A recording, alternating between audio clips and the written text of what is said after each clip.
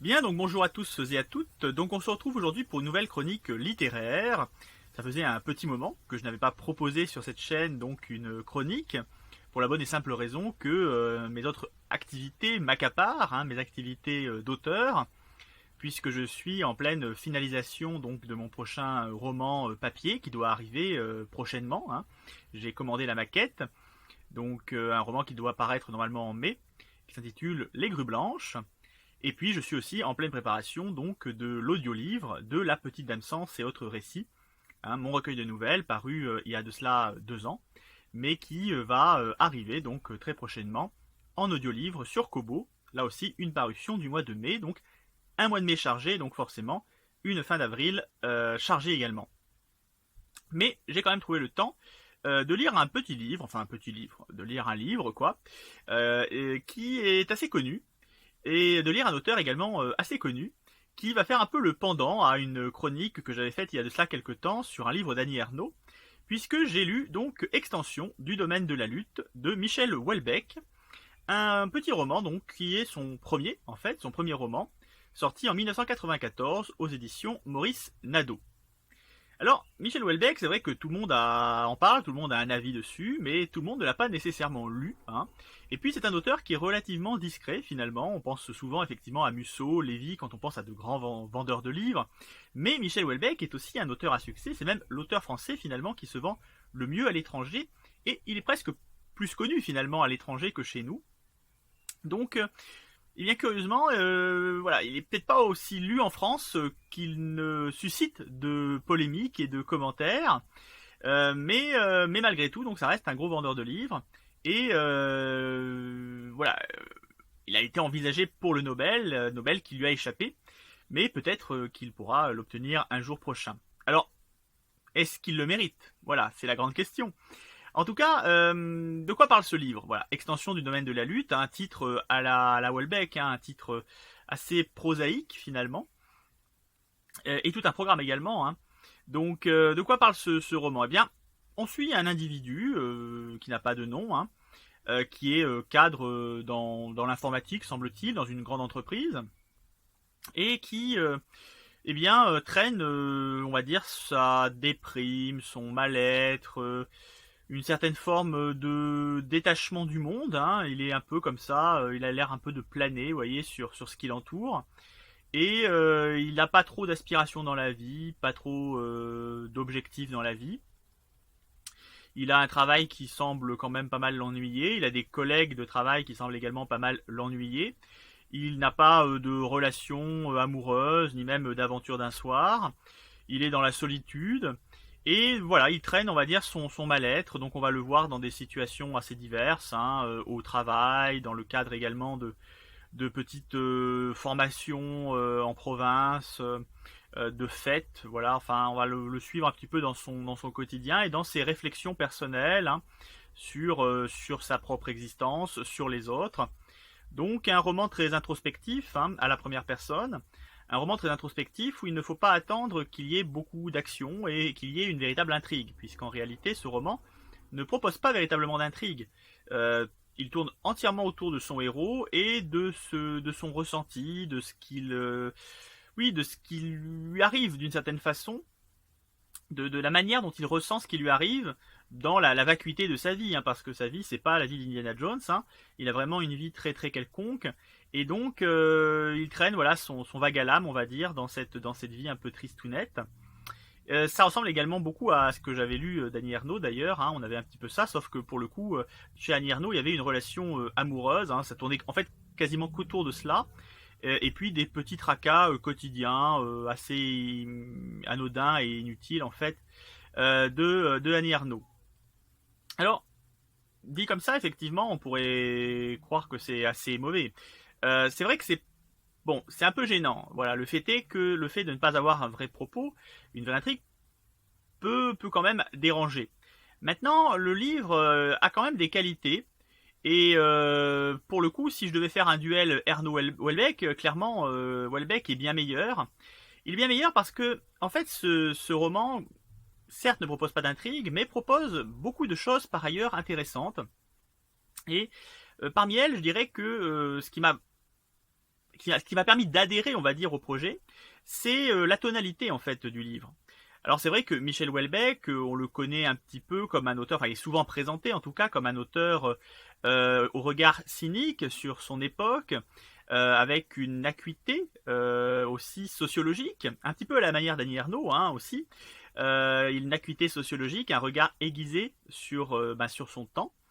Et c'est vrai que le roman en lui-même dégage quand même une vraie qualité d'observation, un vrai sens de l'observation dans les petits détails anodins du quotidien, de la vie quotidienne, dans la banalité du quotidien et parfois la tristesse aussi du quotidien. On se rend compte que les journées filent au gré de choses totalement inutiles, vagues, qu'on fait. On se demande presque pourquoi on le fait, tellement que c'est inutile finalement. Et vraiment, je trouve que Michel Houellebecq rend bien compte de cela. Mais il ne rend pas cela, il rend pas compte de cela de façon ennuyeuse. Et c'est la grande force en fait de Michel Houellebecq. En tout cas dans ce roman où on ressent quand même bien tout ce qui est en gestation, on va dire, dans son style. C'est parce qu'il le raconte de façon assez agréable en fait et assez attrayante. Alors comment est-ce qu'il réussit cette prouesse? Eh bien, il réussit cette prouesse en ayant un ton très détaché. Voilà, en ayant un vrai second degré. Euh, on sent qu'il y a sur ce monde qui l'entoure une observation quand même très, je dirais pas humoristique, pas drôle, mais il y a ce ressenti-là. Un peu comme si vous aviez un peu Droopy, vous voyez, ce chien très flegmatique, qui vous raconte des choses qui sont pas forcément très enthousiasmantes, mais c'est raconté de façon drôle. Voilà, il y a dans la tonalité quelque chose de drôle, quelque chose finalement qui prête à sourire. Et ici, c'est vraiment le cas. Le personnage parle, voilà, c'est lui qui nous parle, hein, puisque c'est à la première personne.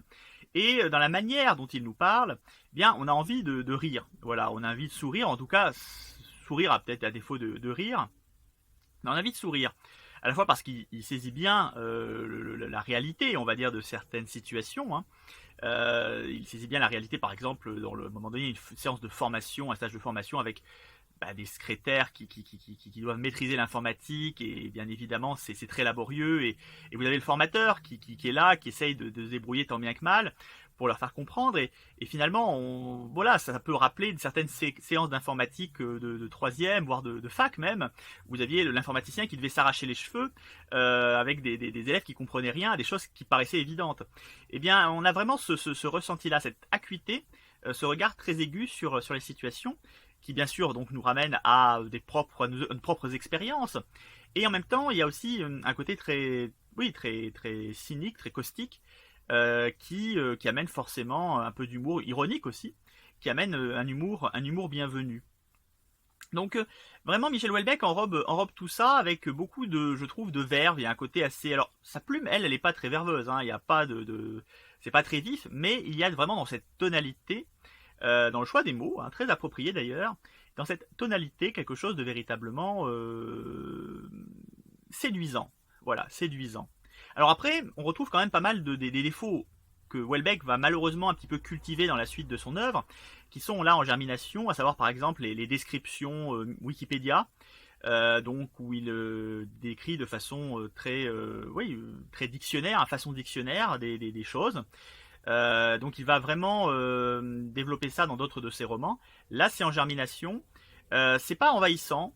Et je dirais que ça ajoute quand même à certains moments au côté humoristique. Voilà, cette tonalité un peu détachée, un peu comme dans certains gags, vous savez, de ces films absurdes à la manière de Y a-t-il un pilote dans l'avion, où il y a quelqu'un qui parle et qui va utiliser un mot, et puis vous avez l'autre qui va faire en fait qui va vous donner la définition de ce terme.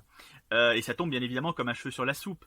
Et bien là, on a un petit peu cet état d'esprit-là dans le roman. Donc ça passe relativement bien. C'est pas employé de façon prétexte, voilà. Car par ailleurs, il y a quand même des descriptions de très bonne qualité dans le roman.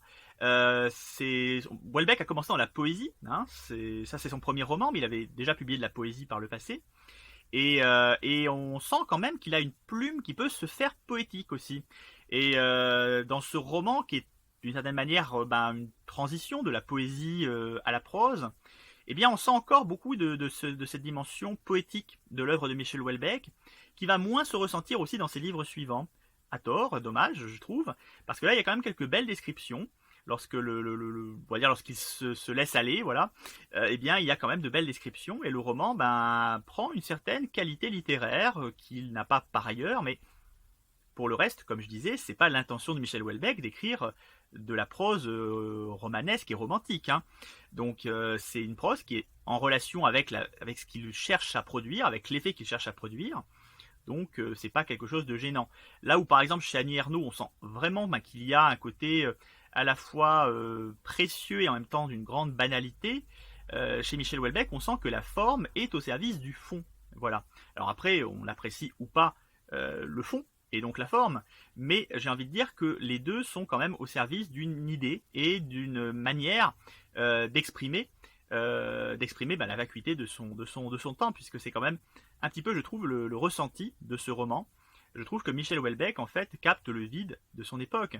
Et ça m'a rappelé un petit peu une critique, enfin, un livre que j'avais lu il y a de cela quelques temps et que j'avais critiqué sur cette chaîne, qui était Gros câlin de Romain Gary, où Romain Gary essayait de la même manière de saisir le vide de la vie contemporaine, avec un héros qui n'avait pas de relation amoureuse, qui était dans la solitude, qui avait marre de son boulot inutile, hein, c'était un peu un job de merde, comme on dit aujourd'hui, était statisticien, voilà, donc un job qui l'enthousiasmait pas, dans une grande mégalopole où il avait pas d'amis, personne, voilà, autour de lui, et il cherchait l'amitié avec un boa. Et bien là, on a un peu ça en fait, sauf que le héros ne cherche même pas l'amitié avec un boa, voilà. Donc mais on a vraiment la même approche, c'est-à-dire qu'on a un héros qui a un métier voilà, qui ne le passionne pas, qui est peut-être une forme de réussite sociale, mais qui n'arrive pas à l'enrichir, voilà, qui n'arrive pas à l'enrichir en tant qu'être humain. Il n'a pas de relation amoureuse, qu'il ne recherche pas d'ailleurs. Il n'a pas d'amis, hein, il a juste un collègue de travail, tisserand, bon, mais voilà. Et puis, bon, il jette un regard, on va dire, sur les gens qui l'entourent, notamment sur les femmes, mais sans plus, quoi. Et finalement, il est tout vide, il est tout sec, cet homme, vous voyez, c'est un homme dans son époque, et il est tout sec. Mais il en a conscience quand même. Ce qui est un petit peu différent de certains personnages qui sont autour de lui, qui n'ont pas conscience d'être tout secs. Ils croient qu'ils font des grandes choses, qu'ils ont une vie passionnante parce qu'ils ont un bon poste, parce qu'ils multiplient les aventures avec des femmes, ou pas d'ailleurs, mais en tout cas, ceux qui ne le multiplient pas voient la multiplication des aventures avec des femmes ou avec des hommes comme une réussite sociale. Donc ceux qui n'y arrivent pas, évidemment, se sentent dévalorisés. Mais voilà, le héros a conscience de tout cela, hein, et en même temps, lui, il est tout sec aussi, hein. Mais il a conscience de tout cela, tandis qu'autour de lui, il y a des personnages qui n'en ont pas conscience. Donc c'est un regard évidemment très critique sur la société du temps, mais qui n'est pas nouveau, hein, puisque comme je disais, Romain Gary l'avait déjà capté avec Gros câlin, mais sous une autre forme, hein, qui était pour le coup beaucoup plus potache. Là, on est vraiment dans une observation assez grise de tout ça. Heureusement, Houellebecq introduit quand même de l'humour, un humour certes râpeux, mais un humour bienvenu. Alors pourquoi je dis humour râpeux, parce que c'est vrai que Michel Houellebecq a été pas mal aussi étiqueté, un peu réactionnaire, fasciste, hein, vous voyez, il y avait pas mal d'étiquettes comme ça qu'on lui a collées. Et c'est vrai que ce roman est déjà assez intéressant aussi par sa liberté de parole, c'est-à-dire que on est en 94, peut-être que ça a évolué, hein, le wokisme, mais c'est vrai qu'il y a une vraie liberté de parole et ça fait plaisir de voir un livre qui a une vraie liberté de parole. Il utilise des termes qui vont décaper, voilà, qui vont sans doute décaper pas mal de wok. Et il a un regard aussi effectivement sur les personnages féminins qui peut choquer, mais il n'y a rien de choquant parce qu'en fait tous les personnages dans ce livre sont vides, creux, n'ont pas vraiment de qualité d'ailleurs au demeurant, et pas que les femmes, hein. Mais bien sûr oui, les femmes sont parmi les personnages assez maltraités, mais pas plus ni moins que les hommes, j'ai envie de dire. Peut-être parce que c'est un héros avec un regard masculin, peut-être que ça donne une impression, effectivement, que les personnages féminins en prennent plus pour leur grade, mais très clairement, les personnages masculins sont pas beaucoup mieux, en fait. Voilà, donc, non, c'est un roman qui est justement très... ouais, qui a pas de langue de bois, qui pratique pas la langue de bois, quoi, et donc ça fait plaisir, voilà, ça fait vraiment plaisir.